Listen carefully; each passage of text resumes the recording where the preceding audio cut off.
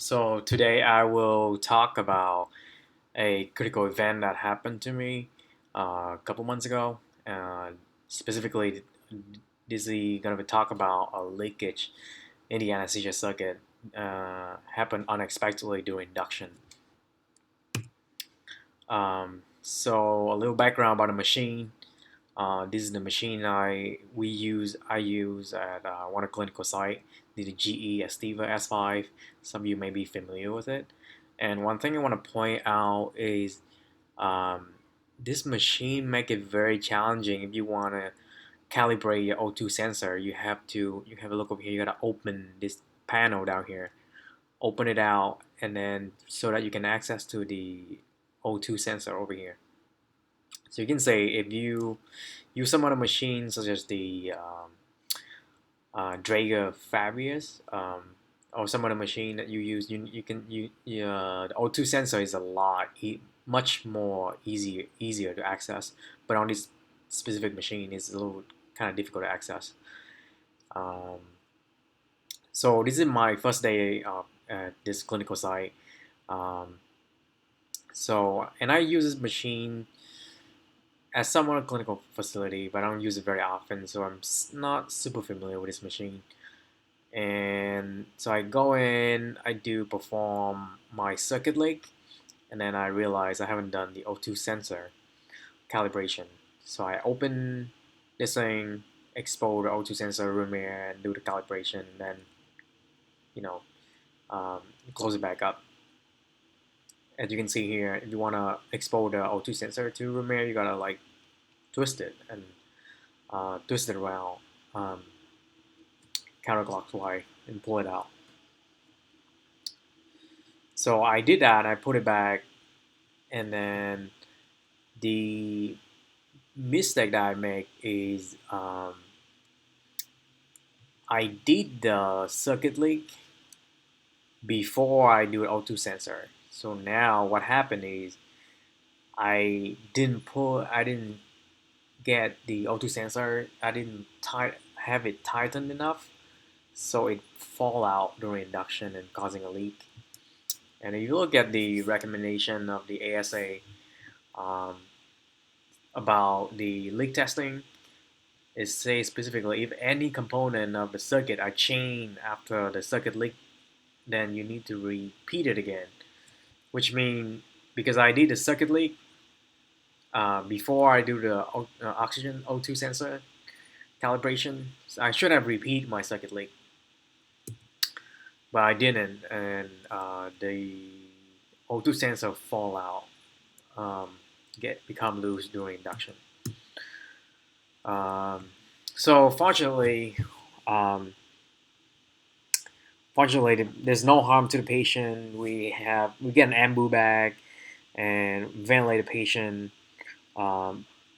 the patient until we can identify the problem.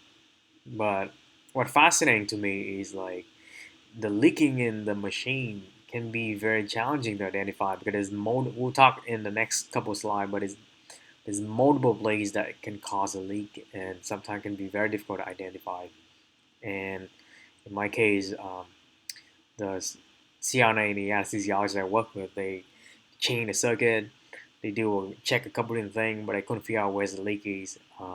I happen to be the one that pop out the O2 sensor, which is something um, that I know if I heard from multiple provider at this facility, they don't do for that specific reason because it's very inconvenient and it's kind of tricky to get access to O2 sensors. A lot of folk at this facility don't do that test specifically, but I happen to do it.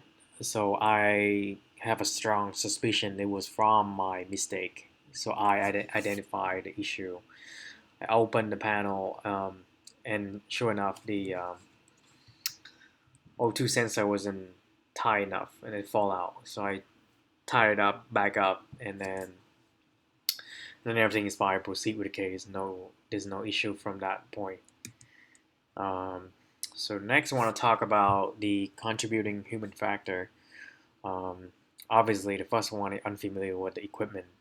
Um, so like I was having a hard time finding an O2 sensor, so I didn't I didn't identify O2 sensor was hidden in that hidden like inside the panel until I do the circuit leak, and then again, obviously did not do the machine checkout in a logical order, which is this is something that like now I become much more aware now because on the ASA guideline there was 15 item, and at first I didn't really think too much about the order of doing it, but now after this happened, kind of emphasize that we may have to be more thoughtful about the sequence we do these tests, and obviously time pressure is affect all of us. We have to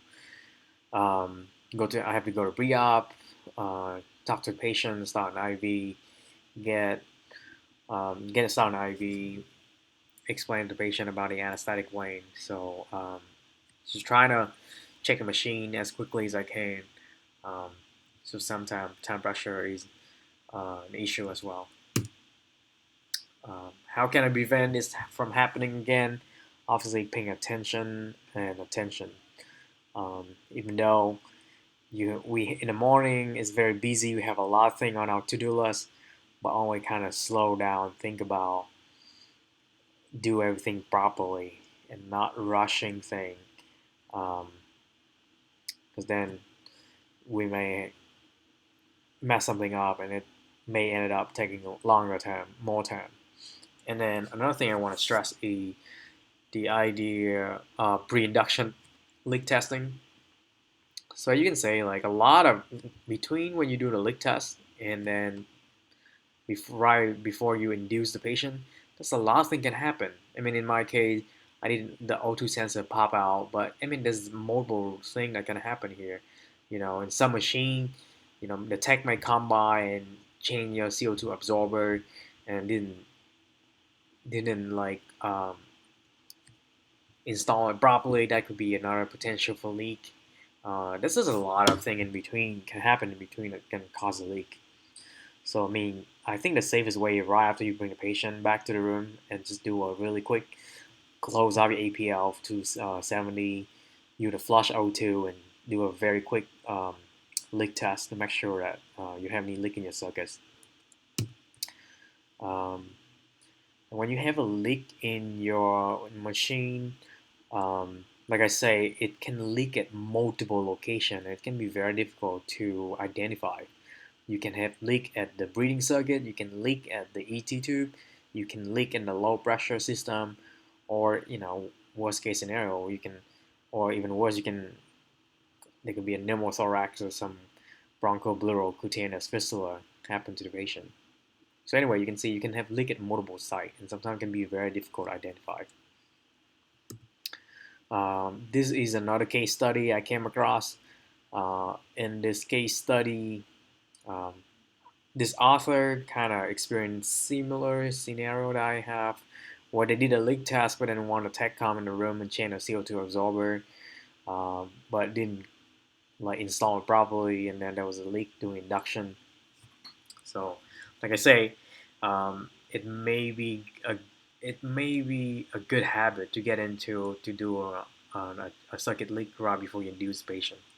I mean, right after you induce and when you brought the patient back to the room, just to make sure.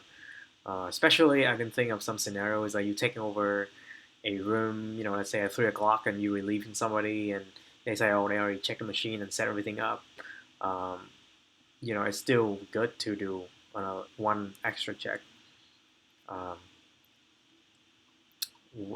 right before you induce the patient.